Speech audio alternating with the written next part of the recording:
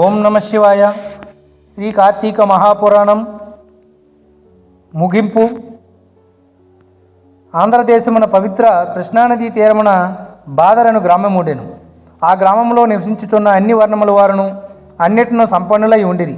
పాడి పంటలు భోగభాగ్యములు సుఖశాంతులతో ఆ గ్రామం సంతోషపూర్ణమై ఉండెను. ఆ గ్రామంలో పోతడనే పేరు గల చాకలవాడు ఒకడు కలడు. అతని భార్య మాలి క్రూర స్వభావురాలు, దయా దాక్షిణ్యములు లేనిదై గయ్యాలుగా అని పేరు పడిను.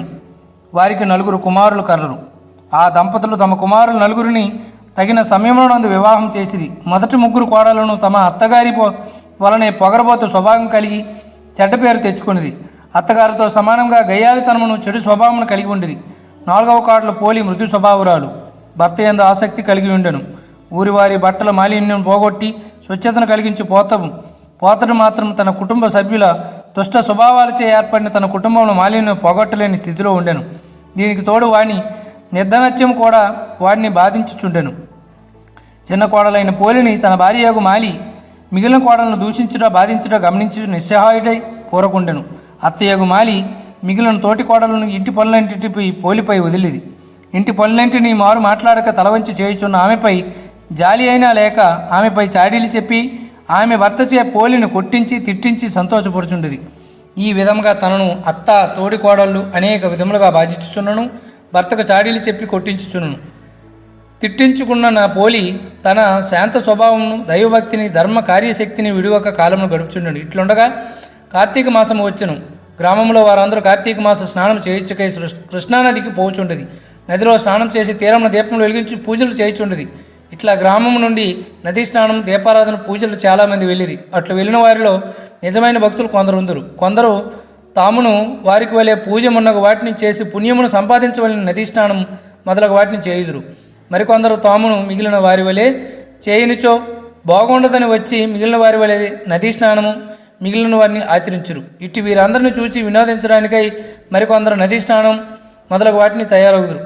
పోలి అత్త మాలి అన్నటువంటి ఆమె కోడల 3 పోలిని ఇంటి వద్ద ఉంచి నదీ స్నానంకు వెళ్ళిరి. ఇంటి పనిని బాధ్యతను పోలికి అప్పగించినది. నదీ స్నానం పోయి స్నానము, దీపారాధన మున్నగ వాటిని చేయనప్పుడు మాలి మున్నగ వాటి దుష్ట దైవ కార్యములపై లేదు, మనస్సును చేయి పనిపై నిలుపలేదు, భక్తి వారితో మొదటి నుండి లేదు. స్నానము మొదలగు వాటిని చేయుచున్నను. వారి పోలి ఇంటి వద్ద పాలను త్రాగుతున్నదేమో, పెరుగు, వెన్న మొదలగు వాటిని తినుచున్నదేమో, వాటిని అమ్ముకొని సొమ్ము చేసుకుని దాచుకున్నదేమో అనేక విధాలుగా తలుచుకొనుచు తమ తలుపులను మాటల్లో పక్కవారికి తెలుపుకొనుచు తమ బుద్ధిని, మనసును, పోలిని ఆడిపోసుకొని యందు నిలిపిరి. వారి శరీరంలో అవయములు నదీ స్నానము, దీపారాధనలు, దైవ దర్శనములు చేయుచున్నవి. వారు కేవలం పోలిని నిందించుట్లో మాటలు నిలిపిరి. ఈ విధముగా కార్తీక మాసమును కృష్ణా తీరమున వారు గడిపిరి. వ్రతోద్యాపనకై మార్గశిర శుద్ధ పాఠ్యము నాడు కృష్ణా తీరమునకు చేరిరి.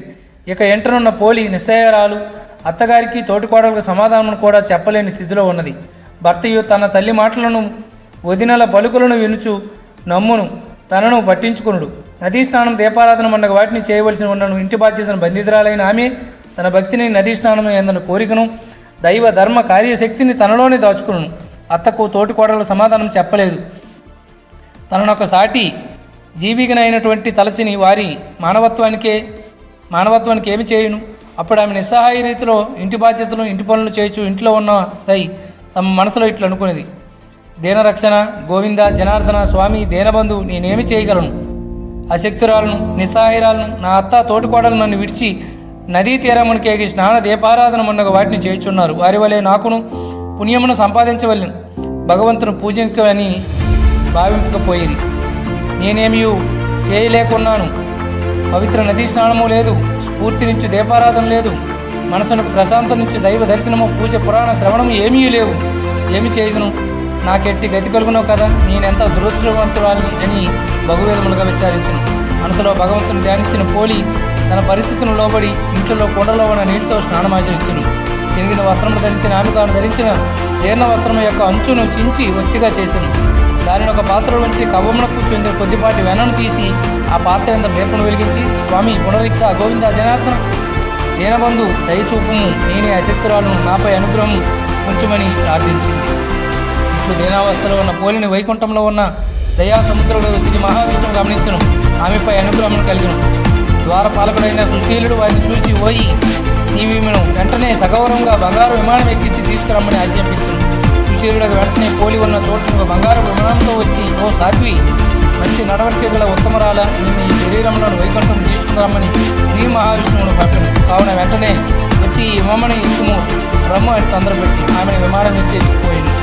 అప్పుడే వ్రతోద్యానం చేసుకుని పోలి అత్త మాలి మిగిలిన తోటికోడను ముద్రించుకొచ్చి, మాలి జరిగిన దాన్ని తెలుసుకుని తాను వైకుంఠంను చేరవలేని తనతో విమానంలో ఎగరబోవు పోలి పాదంలో పట్టుకుంది.